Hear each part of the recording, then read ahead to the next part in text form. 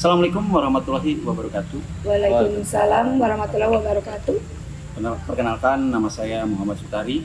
Di samping kiri saya Bapak Ersa Erdiansyah Honda, dan juga di sebelah kanan saya itu adalah Ibu Yuni Widyastuti.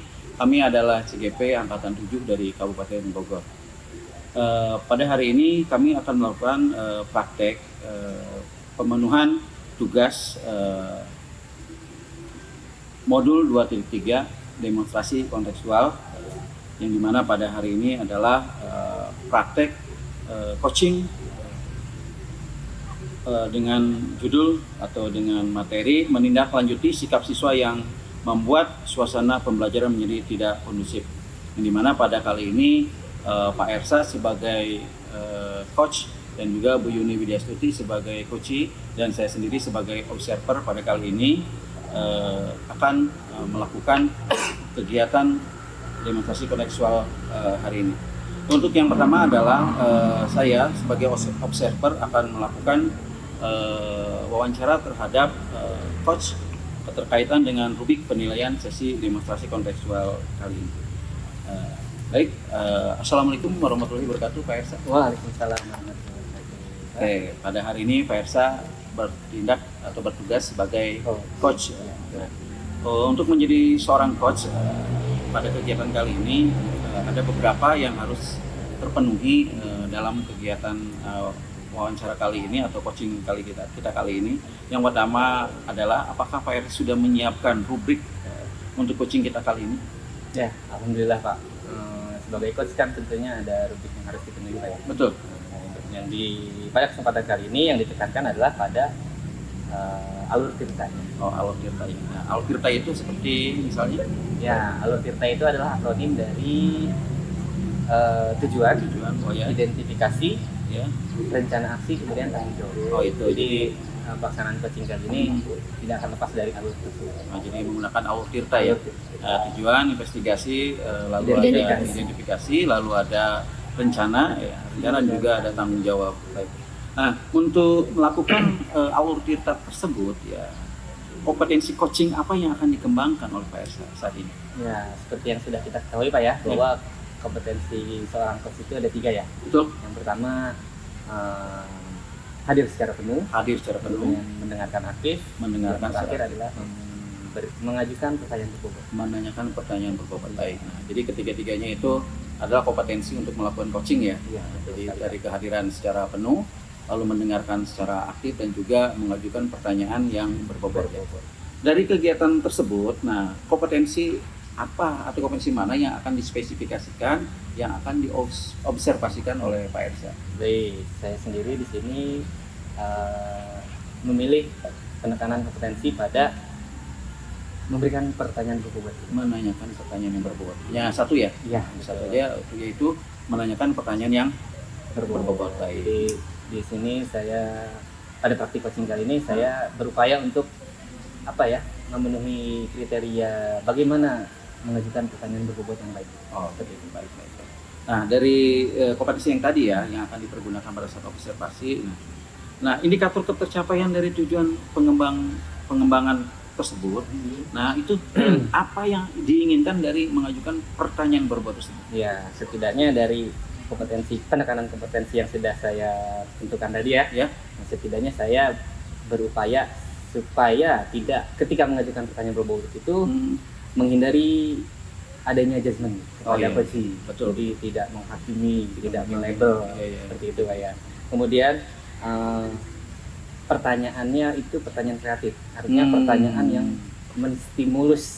memberikan stimulus kepada coaching supaya bagaimana caranya dia sendirilah yang bisa mencari atau menemukan solusi atas kondisi yang dia alami. Oke. Selain itu menggunakan rasa. Wah, itu yang paling penting dengan rasa ya. Dengan rasa. Betul.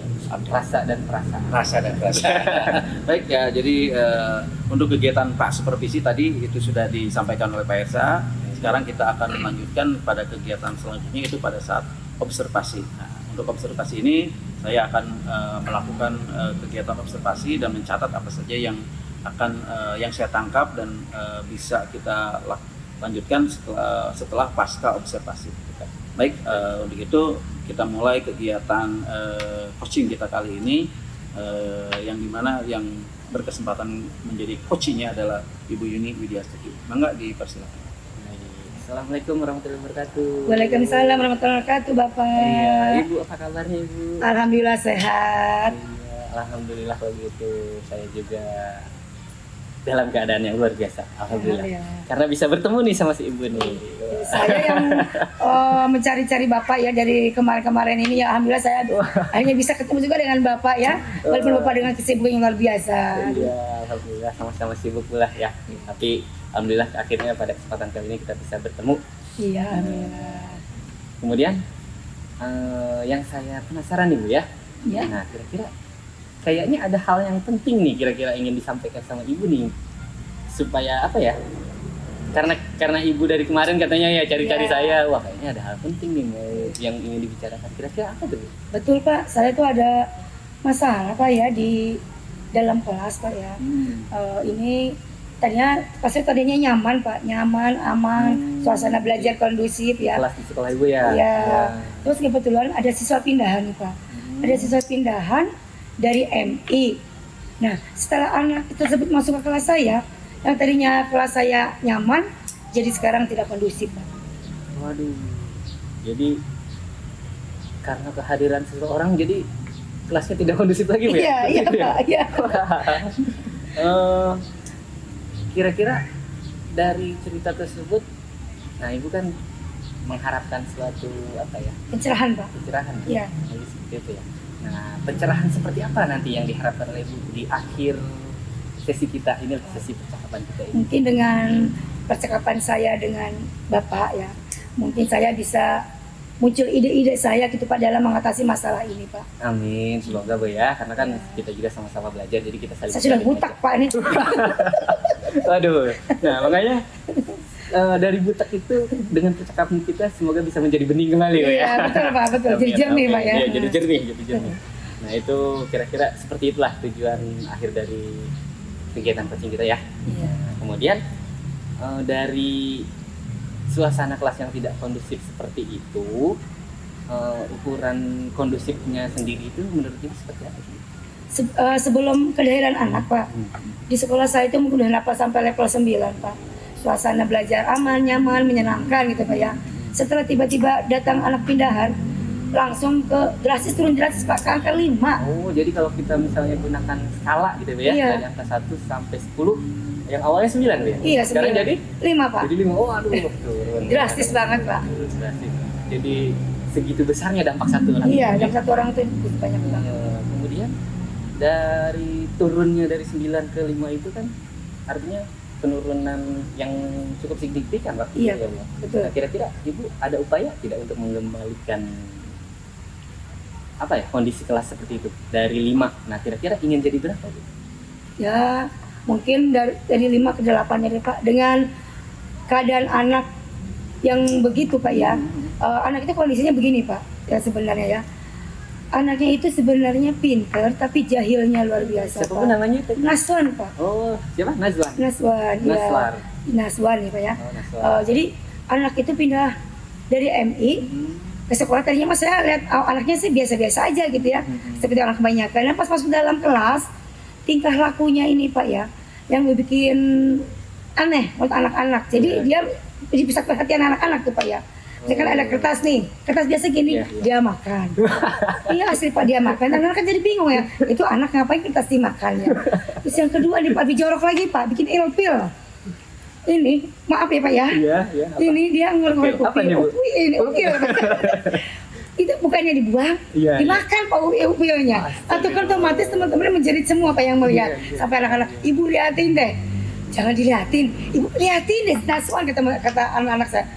Saya lihat, ya Allah Naswan, kamu mah bikin, kenapa sih itu ya? Terus nggak boleh ada benda tajam di dekat dia. Bahaya itu Pak. Pernah jam istirahat, saya keluar dulu sebentar aja, misalnya jam istirahat kan anak semua keluar, jangan di dalam kelas kan. Tapi ya saatnya istirahat, dia di dalam kelas ada penggaris panjang. Dia melukai temannya Pak, sampai ininya berdarah, pelipisnya. Jadi dia itu harus dijauhkan dari benda-benda tajam. Untung anaknya itu bager Pak yang dilukai. cuman ibu saya nangis. Saya betadinin, saya elus-elus, akhirnya anak pulih kembali gitu, nggak yang macem-macem gitu Pak.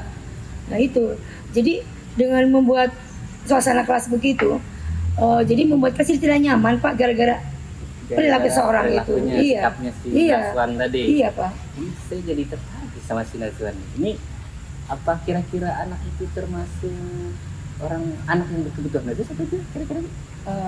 Sebelumnya saya juga mungkin begitu tadinya Pak ya. Iya, karena kelakuannya juga kalau saya bilang makan kertas, wah itu Iya. unik juga kan? Iya. Unik. Ada makan sejarah kertas, Pak, baru makan kali ini ya. kutil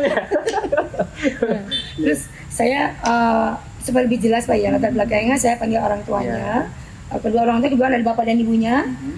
Saya tanya secara baik-baik bagaimana dia di keadaan di rumahnya. Jadi background di rumahnya. Iya, gitu kok dia di sekolah begitu. Tapi justru keadaan di sekolah dan rumah itu berkebalikan Pak. Dia di rumah juga anak pendiam.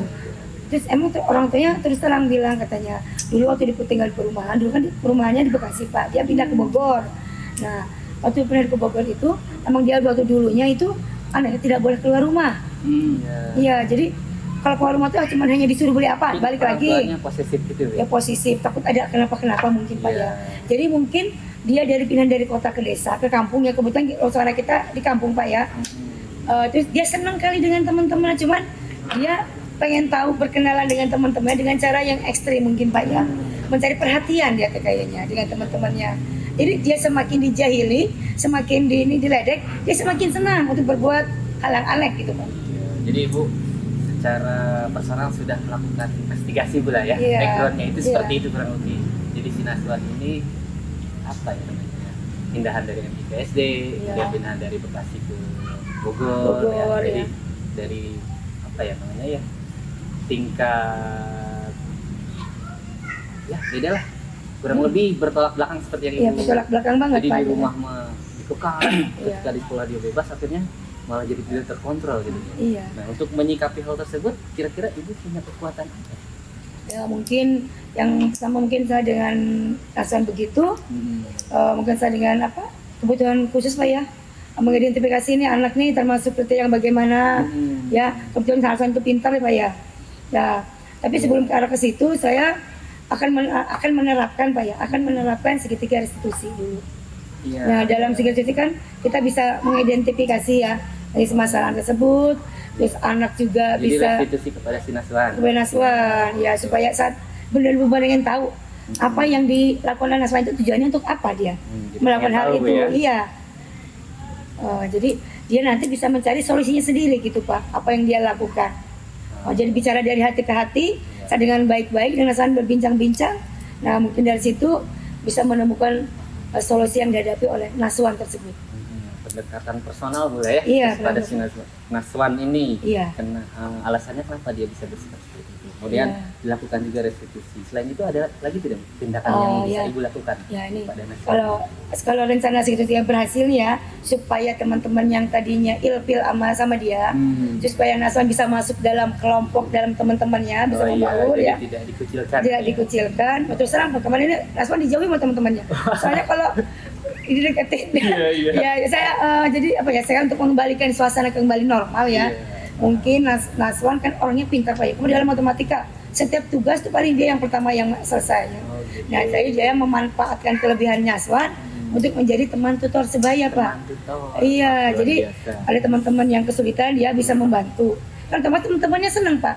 Jadi hanya membantu caranya bagaimana, tapi akhirnya juga teman-temannya sendiri yang eksekusi. Iya, jadi teman-teman yang tadinya merasa ilmu jadi merasa senang. Ayo Naswan, sini dong, aku minta diajarin. Sini dong. Jadi kan otomatis Naswan bisa membaur dengan teman-temannya, mulai disenangi gitu Pak ya. Disenangi lagi ya. Terus yang kedua, mungkin dia bisa diajak dalam kerja kelompok Pak ya. Dikasih tugas, kan dalam kerja kelompok kan saling berinteraksi, saling kerjasama, saling berkolaborasi ya. Mungkin dalam kerja kelompok juga saya juga lebih aktifkan Naswan. Mungkin kan banyak tugas-tugas dalam hal IPA atau mungkin tugas menari juga ya. Terus kebetulan tadi kalau tugas menari seringnya di rumah Naswan Bu katanya. Jadi justru rasanya senang kalau teman-teman bermain ke rumah, orang tuanya juga welcome ya. Jadi sebenarnya itu Naswan sebenarnya baik ya. Sebenarnya baik, cuma dia dalam menyampaikan apa sih ya, untuk berteman itu mungkin dia apa sih namanya, caranya itu yang ekstrim mungkin ya. Iya. Jadi mungkin untuk anak usianya juga belum bisa memberi porsi yang seharusnya. Iya. Gitu. Jadi Hal yang aneh gitu yang Iya. dilakukannya. Iya betul. Wah luar biasa ibu nih. Jadi tadi usahanya adalah dengan pendekatan, dengan restitusi, teman tutor juga untuk mengembalikan identitasnya Bu ya. Jadi supaya si Nazwan ini dengan kelakuan yang tadi seperti itu bisa memperbaiki tanpa kehilangan karakternya ya. Jadi tidak ada pembunuhan karakter lah. Ada jalan pembunuhan karakter Iya, ya. betul. Nah untuk apa ya namanya ya? Untuk melakukan upaya seperti itu kira-kira ibu punya hambatan tidak? Untuk hambatannya ya mungkin saya akan kembali pendekatan, yang temui lah. iya, Kira-kira. terutama dengan Naswannya sendiri ya.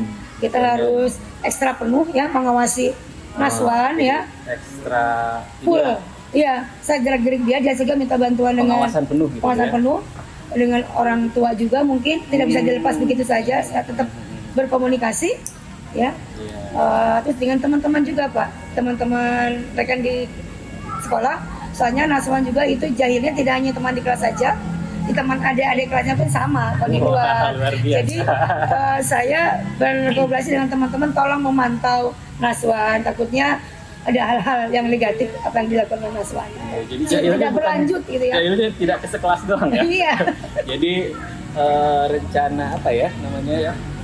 Rencana untuk menghilangkan hambatannya itu dengan cara berkomunikasi dengan orang tua, rekan Iya. sejawat dan juga rekan sejawat atau teman-teman guru sekolah ya. Iya. Jadi betul. komunikatif lah. Nah, Komunikatif. kira-kira strategi seperti itu apa ya namanya ya? Indikator keberhasilannya itu seperti apa? Dianggap ibu bisa meluruskan kembali sikap si Nazwan itu indikatornya seperti apa? Mungkin Naswan tidak berubah jahil aja udah alhamdulillah itu Pak. Oh iya. Misalkan tidak apa makan kertas, tidak melakukan perbuatan itu aja udah Gak makan kertas aja udah alhamdulillah ya. alhamdulillah ya gitu ya. Jadi tinggal lakunya itu yang itu dulu aja. Yang penting perbuatan jahilnya tidak diulangi lagi, itu yang penting gitu. Iya. Nanti untuk selanjutnya mungkin bergaul dengan teman, dan itu mungkin next Pak ya. Yang pertama itu dulu, menghilangkan kejahilannya dulu. Baik. Nah, itu apa namanya? Indikator keberhasilannya cukup sederhana lah, tapi Iya. bermakna sekali Bu ya. Itu soalnya menyangkut apa ya, semuanya itu. Iya, ekosistem kenyamanan ekosistem ya. Kenyamanan Jadi di dalam kelas. jadi dampaknya sangat Luar biasa. signifikan Iya. karena satu orang ini. Nah, kira-kira supaya apa ya namanya ya? Upaya-upaya tersebut kapan akan mulai dilaksanakan?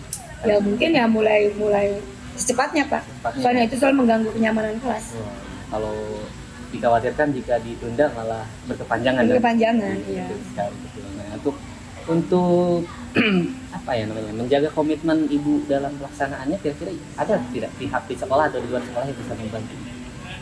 Ya tadi seperti yang saya utarakan tadi, mungkin dari anaknya sendiri ya, saling anaknya juga bekerjasama dengan saya gitu ya, tetap saya yang diawasi ya.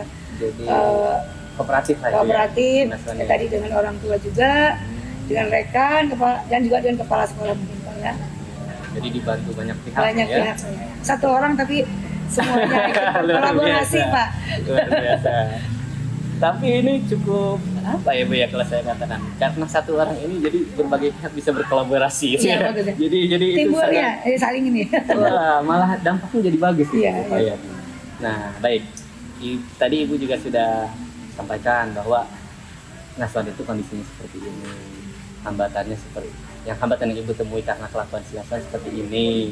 Kemudian solusinya juga alhamdulillah Bu ya tadi Ibu sudah Iya. bisa temukan sendiri ya. Yang pertama melakukan segitiga restitusi, pendekatan secara personal. Kemudian setelah itu dilakukan menjadikan Nazwan sebagai kelebihan Nazwan itu kan pintar, menjadikannya menjadi tutor sebaya dalam kerja kelompok sehingga identitasnya di dalam kelompok itu tidak rusak ya. Kemudian komunikatif dengan orang tua dan teman sejawat, begitu pula dengan pimpinan. Wah, luar biasa sekali Ibu.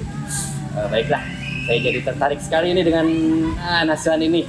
Jadi pengen main ke sekolah Ibu jadi. Ya, main aja Pak. Baik. Welcome Pak. Kemudian dari apa namanya solusi-solusi ini kira-kira ada tidak tindak lanjut yang ingin Ibu apa ya Ibu sampaikan kepada saya atau Ibu rencanakan lebih lanjut mungkin? Mungkin untuk selanjutnya saya masih ini dalam saat masih memantau nih Pak ya. Naswa nanti mungkin untuk selanjutnya kalau ada kendala lagi mungkin saya bisa menghubungi Bapak lagi ya. Oke, Saya siap, mohon siap, waktunya siap. Pak ya. Siap. Apabila kalau Bapak saya mengganggu Bapak telepon saya, Bapak saya pengen berbincang lagi dengan Bapak siap waktunya Pak ya. Artinya alhamdulillah Bu ya saya ucapkan, karena dengan adanya pertemuan kita ini bisa menghasilkan ide-ide apa ya positif lah Iya, untuk sangat Pak. memperbaiki. Jadi tadinya saya udah butek ya udah ini jadi dengan ngobrol ini jadi pikiran saya menjadi terang kembali Pak. Iya betul. Ya. Jadi perasaan Ibu gimana sekarang Bu? Alhamdulillah ya nyaman ya rada senang deh pada Senang ya? Gak kayak tadi butek perasaan Iya. saya butek memang harus diungkapkan memang Pak. Iya, jadi artinya sekarang Ibu sudah ada hal yang ingin dilakukan nanti ke depannya ya. Iya. Upaya yang bisa dilakukan untuk menyikapi sikap si Naswa. Baik, mungkin itu saja kali Bu ya pada Iya. sesi coaching kali ini, karena yang maaf saya juga ada jadwal lainnya, Ibu juga mungkin punya pekerjaan lain, jadi kita mungkin bila nanti di lain kesempatan Ibu apa ya namanya ingin bercerita kembali tentang Naswan, saya juga penasaran nih, pengen tahu nih nanti kelanjutannya setelah ini gimana tentang Tapi continue Pak. Tapi katanya oke, siap Bu, siap. Baik, gitu saja Bu ya. Terima kasih atas waktunya. Saya ucapkan assalamualaikum. Ya, saya juga terima kasih atas waktu yang Bapak diberikan kepada saya mendengarkan keluh kesah saya. Saya mohon maaf Pak ya. Iya, sama-sama Ibu, alhamdulillah bisa membantu. Wassalamualaikum warahmatullahi wabarakatuh. Waalaikumsalam. Baik, terima kasih ya kepada coach dan coachi untuk kegiatan sesi demonstrasi kontekstual ini.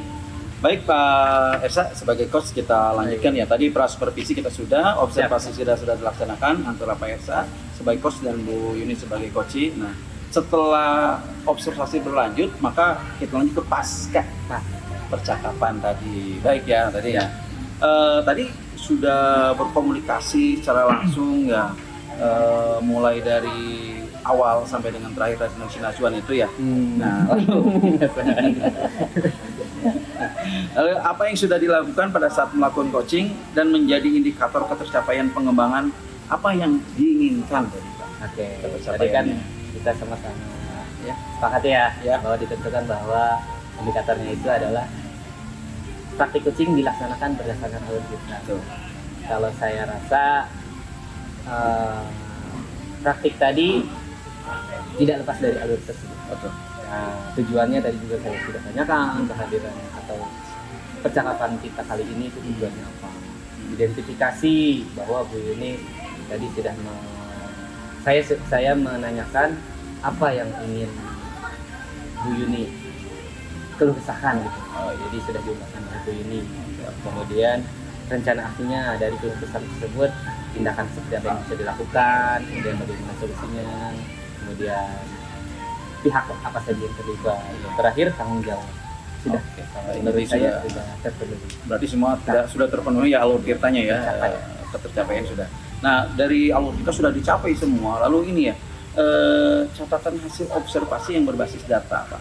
Jadi penilaian dan asumsi fokus pada area yang diinginkan dan dikembangkan berdasarkan hasil percakapan tadi. Coba.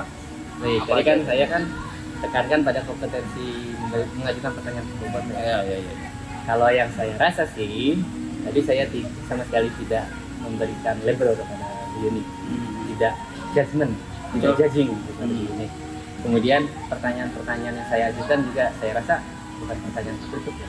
Karena pertanyaannya itu bersifat kreatif, artinya menggugah rasanya Bu Yuni, bagaimana caranya Bu Yuni bisa mencari solusi akan kondisi yang dia alami.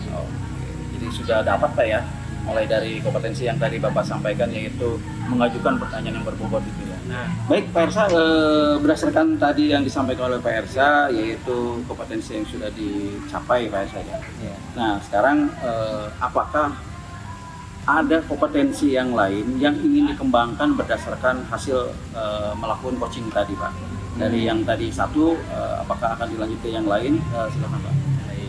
Kalau tadi kan secara spesifik sudah ditentukan lah ya, bahwa kompetensi yang diobservasi itu adalah kompetensi mengajukan pertanyaan berbobot.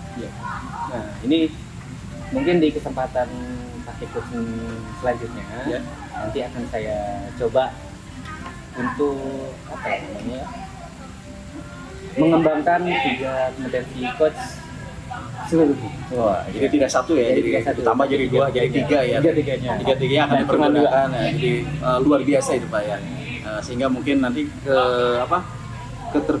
keterkaitan setiap kompetensi itu akan dicapai seluruhnya ya, seperti itu. Baik Pak Ersa ya. Mungkin itu saja Pak untuk kegiatan coaching kita kali ini.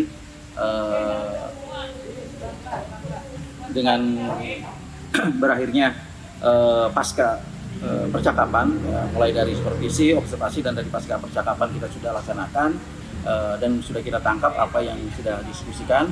Untuk itu saya ingin mengucapkan terima kasih kepada Pak Ersa sebagai coach dan juga Bu Yuni sebagai coach, dan saya sebagai observer untuk kali ini. Saya mengucapkan terima kasih. Itu saja. Wassalamualaikum warahmatullahi wabarakatuh. Waalaikumsalam warahmatullahi wabarakatuh.